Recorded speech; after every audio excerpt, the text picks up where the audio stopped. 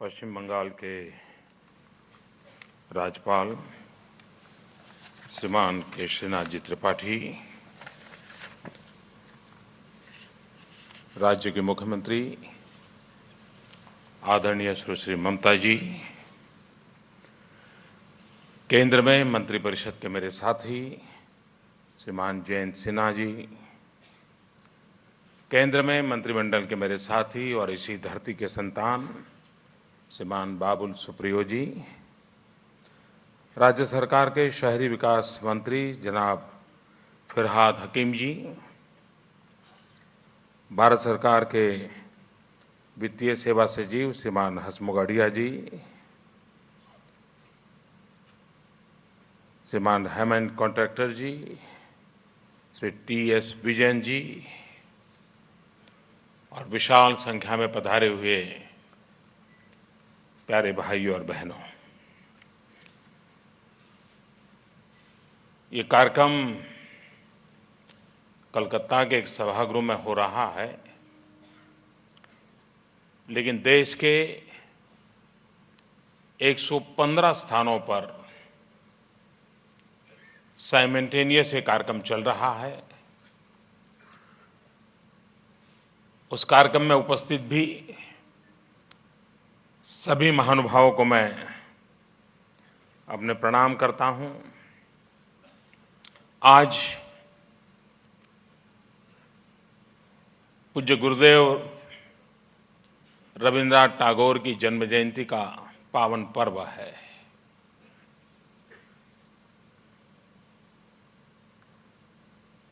बंगाल का स्मरण करते हुए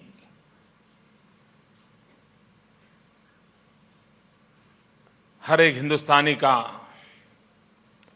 सर ऊंचा हो जाता है, आंखों में चमक आ जाती है, सीना चौड़ा हो जाता है। भारत के ऐतिहासिक जीवन की अनेक घटनाएं हैं जिसकी प्रेरणा इस धरती से मिली। अगर परिवर्तन का कहीं प्रारंभ हुआ तो इसी धरती से हुआ। और गोखले जी कहा करते थे कि बंगाल जो आज सोचता है, हिंदुस्तान बाद में वही सोचता है।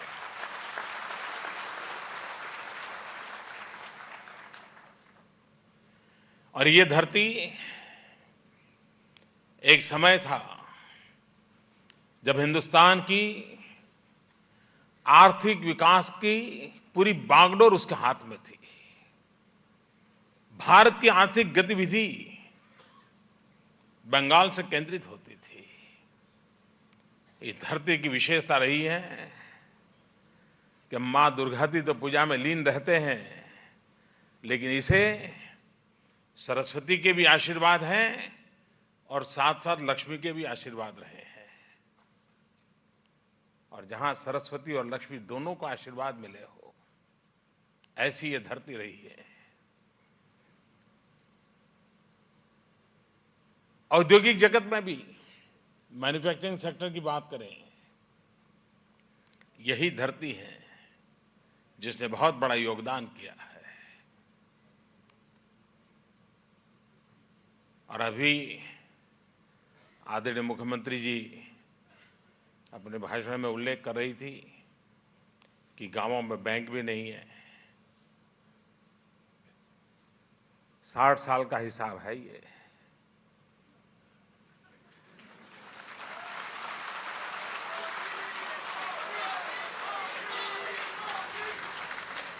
उनकी पीड़ा बहुत स्वाभाविक है।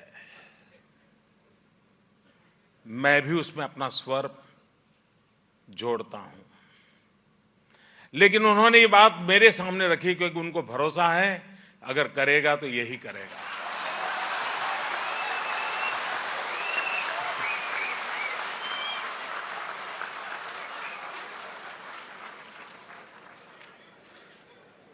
आप कल्पना कर सकते हैं कि देश में गरीबों के लिए बैंकों का राष्ट्रीयकरण किया गया, लेकिन इस देश के गरीब को कभी हमें बैंक में देखने को अवसर नहीं मिला था। आज भी ये जो स्कीम लेकर के हम आए हैं, 80 से 90% इस देश के लोग हैं जिनको कोई इंश्योरेंस नहीं है, जिनको कोई पेंशन की संभावना नहीं है। 125 करोड़ का देश, 80-90% जनसंख्या इन सामान्य आवश्यकताओं की पूर्ति के भाग्य में उसके न लिखे हो, तब कितनी पीड़ा होती है। और ये सारी योजनाएं जन्म ले रही हैं, आ रही हैं, वो गरीबों के प्रति हमारे दायित्व में से, गरीबों के प्रति संवेदना में से। और हम विकास कितना ही करें,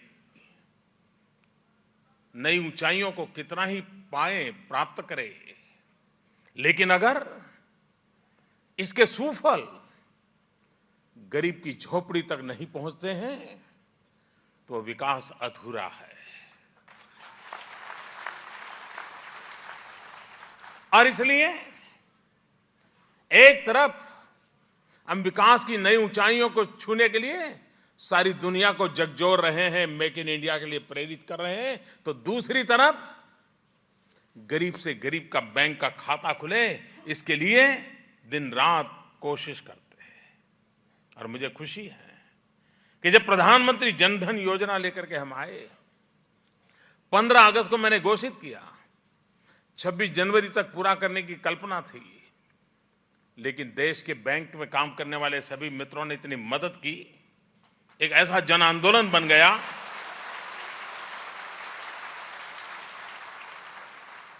15 करोड़ नए खाते खोल दिए और आज देश में करीब 95% से ज्यादा लोग अर्थव्यवस्था की जो मुख्य धारा होती है, बैंकिंग सेक्टर, उससे जुड़ गए, जो कभी आधे भी नहीं थे। ये काम 100-125 दिन में पूरा कर दिया। और मैंने गरीबों को कहा था कि ये देश आपके लिए है, ये सरकार आपके लिए, बैंक आपके लिए है। आपको एक पैसा देना नहीं है, बैंक का खाता खोलना है, 0 बैलेंस से। लेकिन गरीबों में अमीरी बहुत होती है। अमीरों की गरीबी की तो चर्चा करने की हिम्मत लोगों में कम होती है, लेकिन गरीबों की अमीरी की चर्चा मैं आज करना चाहता हूं। हमने तो कहा था 0 बैलेंस से खाते खोलेंगे, लेकिन मैं आज उन गरीबों को सलाम करता हूं कि उन्होंने मन में सोचा कि ये तो अच्छा नहीं है, ये हमें शोभा नहीं देता। और आज मैं गर्व से कहता हूं कि जो 15 करोड़ बैंक खाते खुले, उसमें 15,800 करोड़ रुपया राशि गरीबों ने जमा करवाई। इस देश के गरीबों की अमीरी की ताकत देखिए, और तब जाकर के मन करता है इन गरीबों के लिए कुछ करते रहना चाहिए। और मेरा ये विश्वास है, गरीबों को सहारा नहीं चाहिए। हमें हमारी सोच बदलनी होगी, हमारे कार्यकलाप बदलने होंगे, हमारे तौर तरीके बदलने होंगे। गरीबों को सहारा नहीं चाहिए, गरीबों को शक्ति चाहिए। अगर उसके शक्ति मिलेगी तो गरीब गरीबी के खिलाफ लड़ाई लड़ने के लिए तैयार हैं, और गरीबी से मुक्ति का आनंद लेने के लिए वो पूरी शक्ति लगाने के लिए तैयार है। उसे शक्ति देने की आवश्यकता है। और आज जब गुरुदेव रविंद्रनाथ जी की जन्म जयंती के अवसर पर मैं बोल रहा हूं, तब गुरुदेव ने 1906 में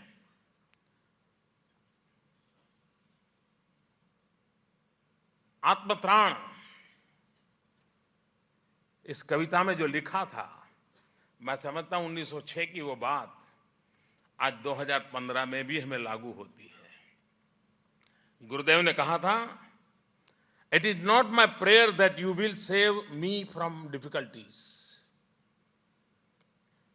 give me the strength to overcome the difficulty, do not take away my burden और console me, give me the capacity to bear my burden. ये बात गुरुदेव जी ने कही थी और आज हमारा संकल्प है उस आदेश का पालन करना जो गुरुदेव ने दिया है, और उसी में से ये योजना और कलकत्ते की धरती पर हो रहा है, क्योंकि मुझे विश्वास है जो चीज इस धरती से प्रारंभ होती है वो फिर आगे बढ़ती ही बढ़ती जाती है, परिणाम मिलता ही मिलता है। और रविंद्रनाथ जी के, गुरुदेव की जन्म जयंती पर कोई चीज प्रारंभ होती हो और उन्होंने जो भावना व्यक्त की थी उसी की अभिव्यक्ति होती हो, तो मुझे विश्वास है गुरुदेव के आशीर्वाद इस योजना को सफल बनाएंगे और देश के गरीबों को एक नई शक्ति प्राप्त करने का अवसर प्रतिपादित होगा। ये मेरा पूरा विश्वास है। हमने जब प्रधानमंत्री जनधन योजना की शुरुआत की तब कई लोगों को लग रहा था कि क्या होगा, कैसे होगा, लेकिन आज अनुभव ये आ रहा है कि गरीबों के लिए एक के बाद एक योजनाएं, एक बार बैंक खाता खुल गया तो हम बात वहां रोकना नहीं चाहते थे, वो तो हमारा फाउंडेशन था। हम एक के बाद एक हमारी बातें अनफोल्ड करते चले जा रहे हैं। हमने कहा आपको हैरानी होगी, इस देश में कुछ लोगों को सरकारी पेंशन मिलता है, करीब 35 लाख लोग, करीब 35 लाख लोग। और कितना पेंशन मिलता था? किसी को 7 रुपया, किसी को 20 रुपया, किसी को 125, किसी को 250। बेचारों को पेंशन लेने के लिए जाना है इस उम्र में, ऑटो रिक्शा में जाए या बस में जाए तो पेंशन से ज्यादा खर्चा उसका बस में जाने का होता था, लेकिन ये चल रहा था। हमने आकर के तय किया कि जिसको भी पेंशन मिलता है 1000 से कम किसी को नहीं होगा, और हमने देना प्रारंभ कर दिया। क्यों? गरीब सम्मान से जिए, उसे शक्ति चाहिए, वो शक्ति देने का प्रयास, उसको हमने आगे बढ़ाया। हमारे देश में कभी कभी लोगों को लगता है कि जो बहुत बड़े बड़े जो औद्योगिक घराने हैं ना, वो देश में बहुत बड़ी आर्थिक क्रांति करते हैं। ये बहुत बड़ा भ्रम है। उनका योगदान है लेकिन बहुत सीमित है। देश के अर्थतंत्र को कौन चलाता है? जो छोटा सा कारोबार करने वाला व्यक्ति है, चौराहे पर खड़े रह करके सब्जी बेचता है, धोबी की दुकान चलाता है, बिस्किट बेचता है, चाय पान का गल्ला चलाता है, कपड़े बेचता है, रेडीमेड गारमेंट बेचता है, छोटे छोटे लोग। हिंदुस्तान में करीब 5.5 करोड़ से ज्यादा ये लोग देश के अर्थतंत्र को गति देते हैं, और बड़े बड़े औद्योगिक घराने बहुत कम लोगों को रोजगार देते हैं।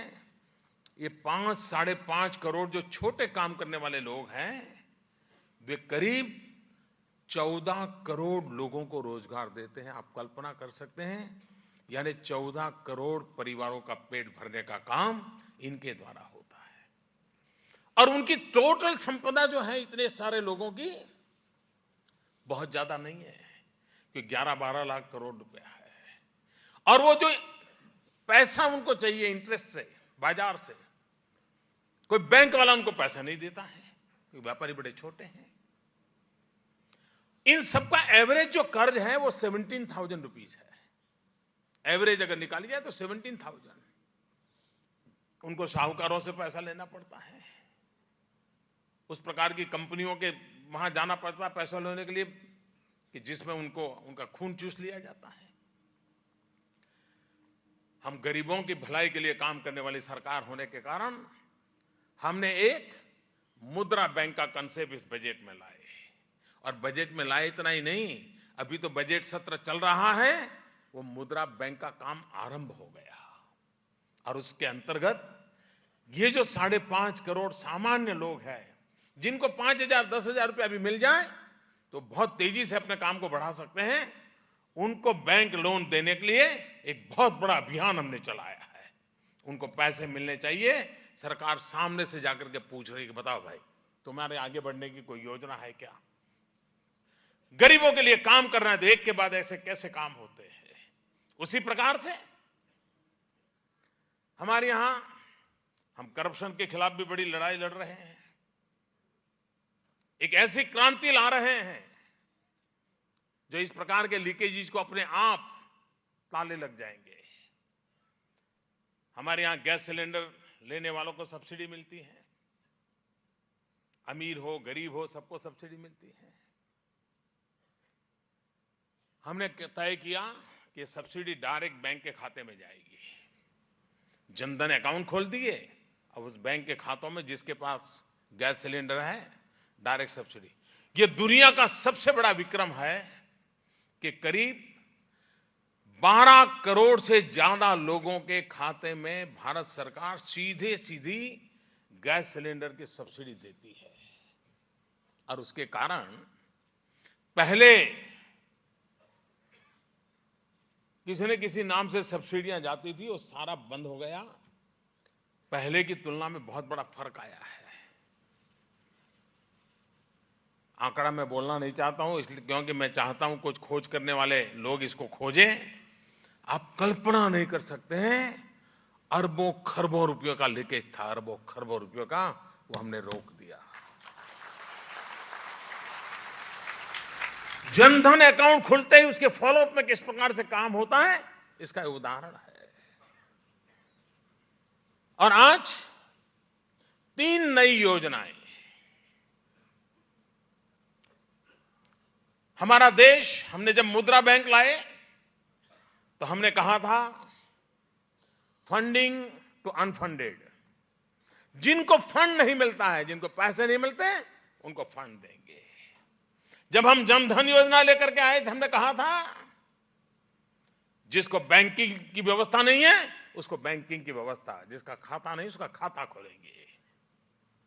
और आज हम आए हैं कि जिसको सुरक्षा का कवच नहीं है उसको हम सुरक्षा का कवच देंगे।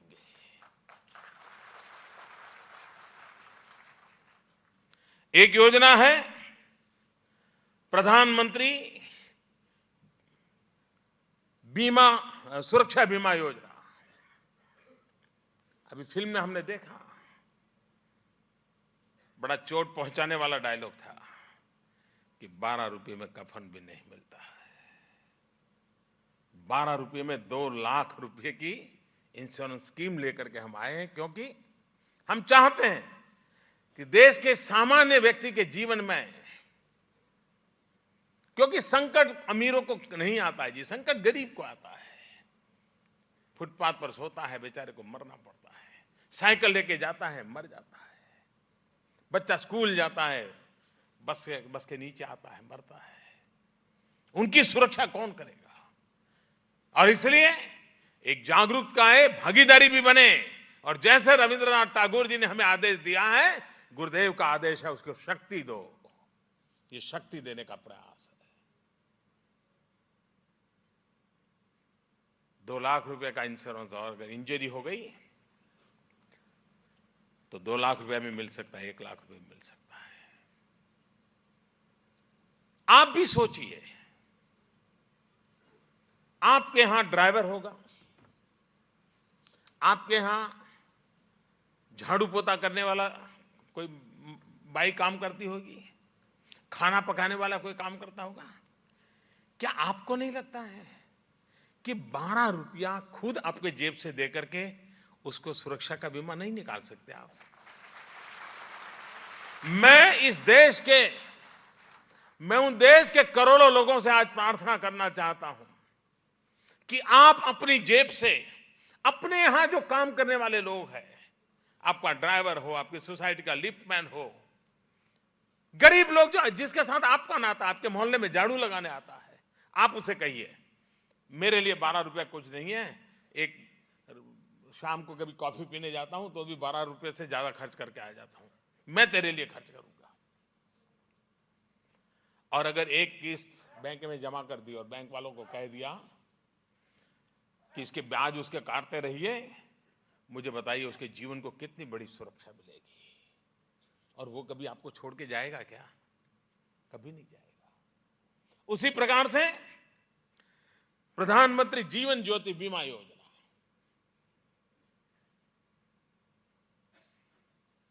पहले वाला जो 12 रुपये वाली स्कीम है, नेचुरल कैलेमिटी में भी अगर किसी के मृत्यु होती है तब भी उसको बेनिफिट मिलेगा।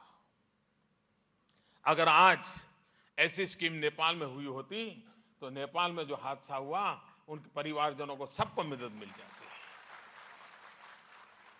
और नेचुरल कैलेमिटी हमारे हाथ में नहीं होती है। उसी प्रकार से प्रधानमंत्री जीवन ज्योति बीमा योजना 18 से 50 साल की उम्र के लोगों के लिए, आमतौर पे आपको मालूम है, आप इंश्योरेंस निकालने जाएं तो पता नहीं कितने डॉक्टर आपको चेक करते हैं, कितना मेडिकल चेकअप होता है, कितनी, और वो तय करता है इसको दें या न दें, पता नहीं ये लुढ़क जाएगा। तो ये स्कीम ऐसी है, आपको सिर्फ फॉर्म भरना है, अगर आप बीमार भी होंगे तो भी इसको बीमा मिल सकता है।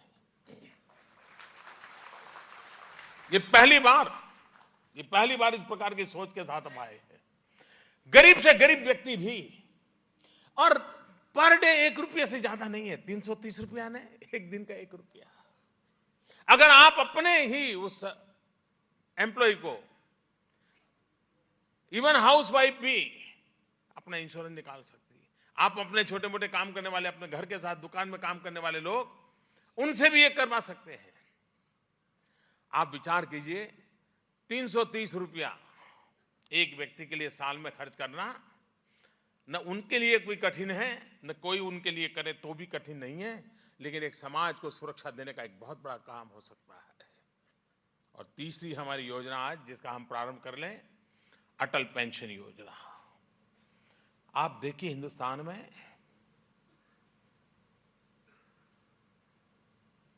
10-15% लोगों को ही ये नसीब होता है पेंशन। बाकी सबके लिए बुढ़ापा कहां बिताएंगे, चिंता का विषय, कैसे बिताएंगे, चिंता का विषय। हमारे 60 साल से ऊपर के लोगों की जिंदगी कैसी हो। ये योजना ऐसी है जिसको वोट से लेना देना नहीं है, क्योंकि ये योजना का लाभ जब वो 60 साल का होगा तब शुरू होगा। और अभी तो लगेगा हाँ यार योजना में जोड़ गया, लेकिन जब लाभ मिलने शुरू होगा ना, तब उसको रविंद्रनाथ टैगोर की याद आएगी, तब ये कोलकाता के कार्यक्रम की याद आएगी, और तब ये प्रसंग याद आएगा, हाँ यार उस दिन ये हुआ था। अब बुढ़ापे में बच्चे तो नहीं देख रहे, लेकिन ये मोदी जी कुछ करके गए थे यार, कुछ काम आ गया। सामान्य रीते राजनेता उन योजनाओं को लाते हैं जिसके कारण अगले चुनाव में फायदा हो जाए, लेकिन मैं राजनेता नहीं हूं, मैं एक प्रधान सेवक के रूप में आया हूं। और इसलिए आज जो योजना लाया हूं उन नौजवानों के लिए है, ताकि आप जब 60 साल के होंगे आपको कभी किसी के सहारे की जरूरत न पड़े, आपके भीतर की शक्ति हो, आपकी अपनी शक्ति हो, आप अपना गौरव के साथ बुढ़ापा भी बिता सको। अगर आपकी आवश्यकता 1000 रुपए की पेंशन है तो उसकी स्कीम है, 2000 पेंशन चाहते हो तो उसकी स्कीम है, 3000 पेंशन चाहते हो तो उसकी स्कीम है, 4000 चाहते हो तो उसकी स्कीम है, 5000 चाहते हो उसकी स्कीम है।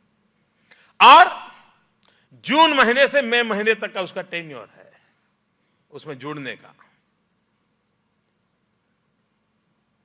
बचत आपको करनी है, लेकिन ये पहली बार ऐसी पेंशन स्कीम है कि सरकार उसमें गारंटी देती है, और आपके पैसे कम पड़ गए तो पैसे भरने का जिम्मा सरकार लेती है। अगर आपको उसका रिटर्न कम मिलेगा तो उसकी जिम्मेवारी सरकार लेती है, और उसके कारण सामान्य गृहिणी भी ये अटल पेंशन योजना के साथ जुड़ सकती है। किसान, कभी किसान ने सोचा है कि मेरे लिए पेंशन हो सकता है? इस योजना के साथ अगर आज 18 से 40 की उम्र का किसान का बेटा जुड़ जाता है तो वो जब 60 साल का होगा अपने आप उसकी पेंशन आना शुरू हो जाएगा। एक सुरक्षा का माहौल बनेगा और उसी माहौल को बनाने के लिए सामान्य मानवी के जीवन में और खास करके गरीब और निम्न मध्यम वर्ग के लोग जो जीवन को एक संतोष से जीना चाहते हैं उनके लिए सरकार की योजनाएं होनी चाहिए। और इसलिए वोट की राजनीति से हट करके भी समाज में अगर शक्ति पैदा करेंगे तो शक्तिशाली समाज स्वयं गरीबी के खिलाफ लड़ाई लड़ने के लिए एक बहुत बड़ी सेना बनकर के खड़ा हो सकता है। और हमारी कोशिश ये है, हमें गरीबी के खिलाफ लड़ाई लड़ना है, लेकिन उस लड़ाई लड़ने के लिए हमारे सिपाही, हम गरीबों को वो ताकत देना चाहते हैं, वो स्वयं इस गरीबी के खिलाफ लड़ाई लड़ने के हमारे सिपाही बने। और इसलिए गरीबों के कल्याण के लिए आज इन 3 योजनाओं का आरंभ हो रहा है। मुझे विश्वास है कि देश के करीब 115 स्थान पर इस कार्यक्रम को जो सुन रहे हैं, आज कार्यक्रम का आरंभ हो रहा है विधिवत रूप से। लेकिन हमने जब प्रधानमंत्री जनधन योजना शुरू की थी तो 1 हफ्ते पहले ट्रायल शुरू किया था कि देखो कैसे मामला गाड़ी चलती है। और तब हमारा अनुभव था कि प्रथम सप्ताह में हमने जब काम किया, शुरू नया था, लोगों को समझाना था, लेकिन 1 सप्ताह के अंदर हम करीब 1 करोड़ लोगों के बैंक खाते खोलने में सफल हुए थे। वो भी अपने आप में एक बहुत बड़ा रिकॉर्ड था। इस बार भी हमने 1 मई से ट्रायल बेस पर काम शुरू किया था। बहुत बड़े अनाउंसमेंट नहीं किया था, ऐसे ही शुरू किया था। और आज मुझे गर्व के साथ कहना है कि इस 1 मई से शुरू किया हमने, इस 7 दिन के भीतर भीतर 5 करोड़ 5 लाख लोगों ने एनरोलमेंट करा दिया।